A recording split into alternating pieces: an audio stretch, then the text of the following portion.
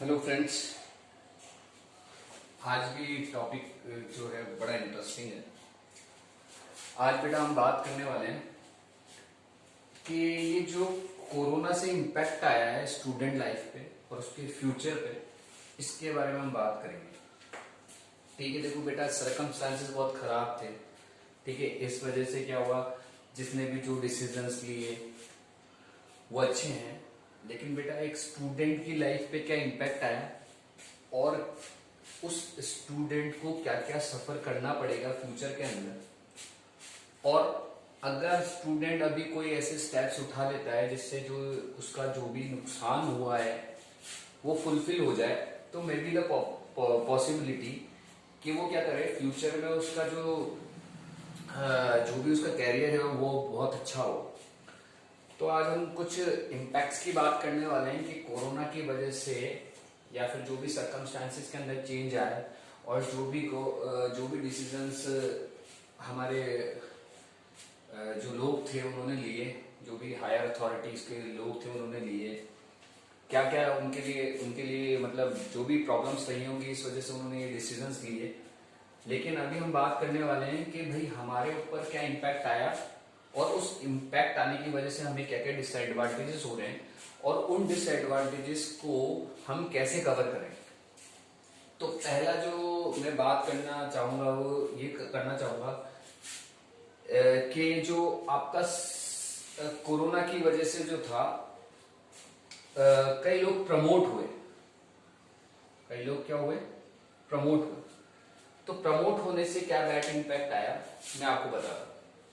Promote होने का मतलब ये है बेटा कि जैसे एग्जाम्स नहीं लिए तो क्या बैड इम्पैक्ट आया बेटा, कई लोगों ने क्या हुआ कि सिलेबस ठीक से नहीं पढ़ा, और सिलेबस ठीक से नहीं पढ़ा और ना ही उन्होंने एग्जाम का प्रेशर हैंडल किया, ना ही वो प्रेशर हैंडल किया जो एग्जाम्स के डेज में होता है। ठीक है, और ना ही वो चीज उन्होंने फेस करी कि एग्जाम के टाइम पे कम समय में हम रिवीजन कैसे करते हैं और हमारा जो शेड्यूलिंग होता है दिन का वो हम किस तरीके से मैनेज करते हैं, वो चीज उस जो पर्टिकुलर स्टूडेंट है उसने फेस नहीं करी। इस वजह से क्या हो गया बेटा, जो स्टूडेंट था वो काफी ज्यादा रिलैक्स्ड है और एक कंफर्ट जोन में जा चुका है जहां पे वो मेहनत नहीं कर पा रहा। अब उसके साथ क्या डिफिकल्टी आ रही है कि वो मेहनत नहीं कर पा रहा है, या फिर आप यूं कह सकते हो उसका जो पढ़ने का हैबिट था वो जा चुका है, उसका जो प्रैक्टिस था वो जा चुका है। इस वजह से क्या होगा बेटा, उसको जो हायर लेवल्स हैं, हायर क्लासेस हैं, उसमें दिक्कत आएगी। ठीक है, अब प्रॉब्लम क्या आ रही है, टीचर के सामने क्या प्रॉब्लम आ रही है बेटा, टीचर के सामने ये प्रॉब्लम आ रही है तो क्योंकि वो प्रमोटेड था तो क्या हुआ, उसने ठीक से स्टडीज नहीं करी। मैं सारे बच्चों की बात नहीं कर रहा, मैं काफी सारे बच्चों की बात कर रहा हूं जिन्होंने क्या करा, स्टडीज नहीं करी। स्टडीज नहीं करी तो उनका क्या है, जो पिछली क्लास का बेस है वो बेस नहीं है। अब वो बेस नहीं है तो वो नेक्स्ट क्लास को किस पॉइंट ऑफ व्यू से पढ़ा है, किस बेसिस पे उन लोगों को पढ़ा है। सबसे पहले तो उनका क्या है, बेसिक कमजोर है। ठीक है, वो आ गए नेक्स्ट क्लास में क्योंकि पिछले साल एग्जाम्स नहीं हुए, इस वजह से उन्होंने क्या करा, कुछ पढ़ाई नहीं करी और उनके बेसिक्स क्या है, बहुत कमजोर है। दूसरी बात ये हुई कि कई बार क्या हुआ, ऑनलाइन एग्जाम्स हुए।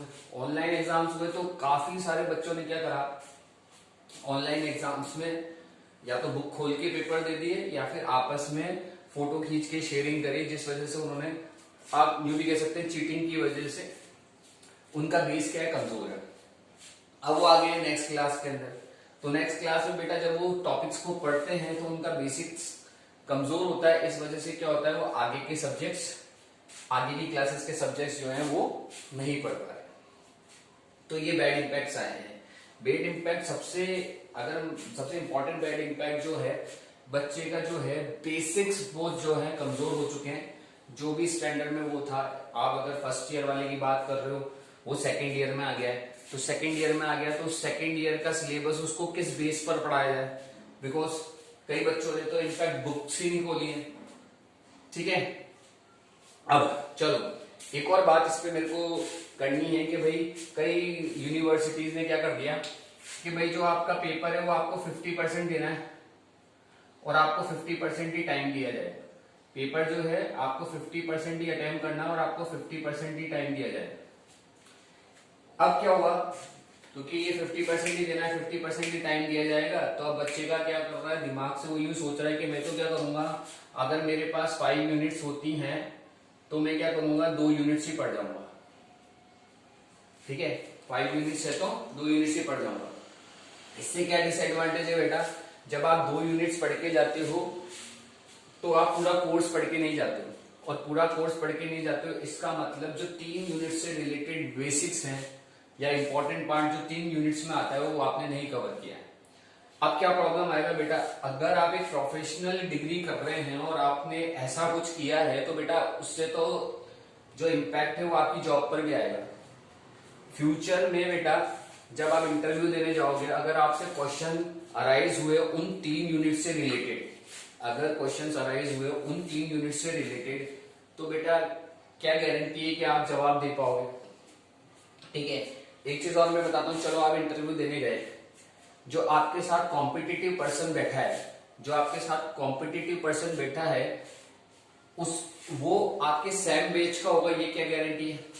वो मे भी आपके पिछले वाले बैच का हो सकता है या फिर आपके आगे वाले बैच का हो सकता है, जिसने एग्जाम जो है सारी यूनिट्स पढ़ के लिए तो बेटा वो ज्यादा कॉम्पिटिटिव होगा और जॉब वो ले जाएगा।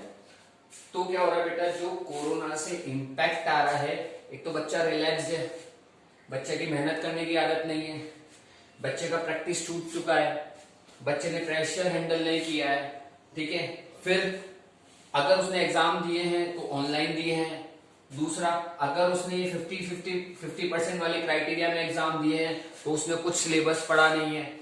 इस वजह से क्या होगा, या तो नेक्स्ट क्लास में जा रहा है तो उस वजह से उसका बेसिक कमजोर है तो आगे की पढ़ाई नहीं कर सकता।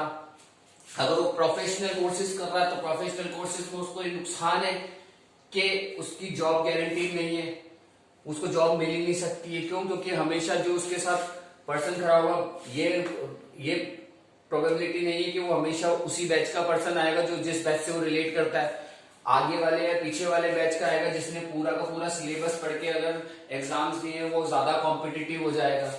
ठीक है, तो अब इन सब चीजों का जो है वो कैसे कवर किया जाए, तो बेटा मैं ये बोलता हूँ स्टूडेंट को, एक सिंपल सी राय देता हूँ बेटा, बाहर क्या चल रहा है, यूनिवर्सिटी कैसे एग्जाम ले रही है, ये उनका प्रॉब्लम होगा। यूनिवर्सिटी क्यों एग्जाम्स ले रही है, क्योंकि वो देखो सेशन में लेट हो गई है तो ऐसे कर देंगे, या फिर कोरोना है, कोरोना नहीं फैल जाए इसलिए वो ऐसे कुछ डिसाइड करके चल रही है। लेकिन बेटा आपका क्राइटेरिया क्या होना चाहिए कि मेरे सिलेबस में जो भी है मुझे पढ़ना है। क्योंकि बेटा देखो, अगर जॉब में चले गए और जॉब में अगर आपको इन 3 यूनिट से रिलेटेड कोई भी काम की चीज आ रही है तो फिर आप उस समय उस चीजों को पढ़ने बैठोगे। मतलब मैं ये कहता हूँ कि मेहनत बाद में की जाए या मेहनत अभी की जाए, मेहनत तो आपको करनी पड़ेगी इन लाइफ। तो मैं यूं कहता हूं कि अभी सही टाइम है, अभी पढ़ने का वक्त है, क्यों ना हम मेहनत करके पूरी जाए। यूनिवर्सिटी कैसे भी एग्जाम ले रही हो, कैसे भी वो अगर प्रमोट कर रही है, मैं ये कह रहा हूँ स्टूडेंट को ये फोकस करना चाहिए कि उसे क्या करना है, कोर्स में रिलेटेड सारी बातें पढ़े और डेडिकेशन से पढ़े, जैसे पहले होता आया था वैसे पढ़े। उसके फ्यूचर को बचाने का काम सिर्फ उस पे ही है, वो किसी यूनिवर्सिटी पे नहीं है, वो इन एग्जाम्स पे नहीं है। मैं हमेशा बोलता हूँ बेटा, हमेशा मैंने बोला है स्टूडेंट्स को कि अगर आप सिर्फ पास होने के लिए पढ़ रहे हो तो आपके पास डिग्री आएगी, लेकिन अगर आप इसलिए पढ़ रहे हो क्योंकि आपको वो चीज आनी चाहिए तो बेटा आपके पास जॉब आएगी। समझ में आया? तो आप ये डिसाइड कर लो बेटा कि आपको डिग्री चाहिए या जॉब चाहिए। तो बेटा मैं तो हमेशा यही कहता हूं कि आप जॉब पाने के लिए पढ़ो, ना कि डिग्री को क्लियर करने के लिए।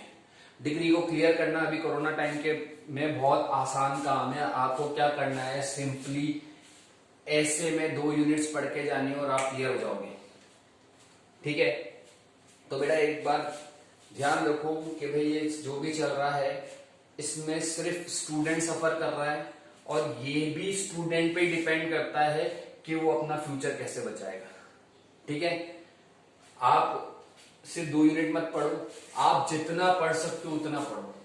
ठीक है, सब लोगों के पास सफिशिएंट टाइम होता है, घर पे बैठ के पढ़ने का टाइम होता है, यूट्यूब पे काफी सारी वीडियोस होती है। ठीक है, कोचिंग्स भी अवेलेबल हैं, लेकिन आप पूरा पढ़िए। ठीक है, गुड बाय, थैंक यू।